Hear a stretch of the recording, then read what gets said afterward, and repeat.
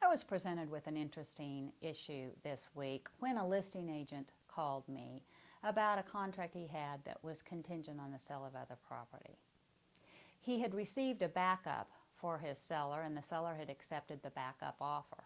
So, pursuant to the sale of other property addendum, the seller presented to the buyer under the primary that he had received an offer and requested that the contingency either be waived or that the buyer terminate the primary contract so that the seller could accept the backup as a primary. As it was, the buyer waived his contingency for sale of other property. And the listing agent explained that he knew for a fact that the buyer could not close on the property until he sold his prior home. And he asked if there was anything he could do to force the buyer then to terminate his contract. And unfortunately, my answer to him had to be no, it was a buyer contingency. When the seller accepts a backup, all the seller can do with the buyer is request that the buyer waive the contingency or terminate the contract. It's not up to the seller.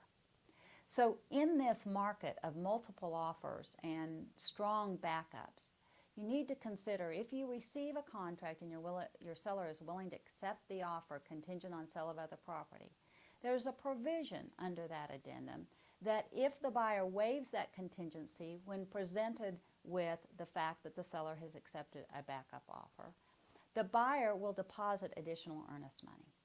You need to consider in the seller's market getting enough earnest money on that waiver to make the risk of waiving a contingency substantial to the buyer. Because if the buyer then waives that contingency and then cannot close because they didn't sell their prior house, they will lose their earnest money to the seller.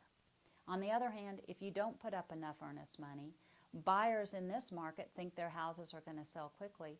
They're willing to accept the risk and waive the contingency, although they know for a fact that they cannot buy it without selling their property. All they stand to lose is their earnest money if you don't get enough to make it painful for them.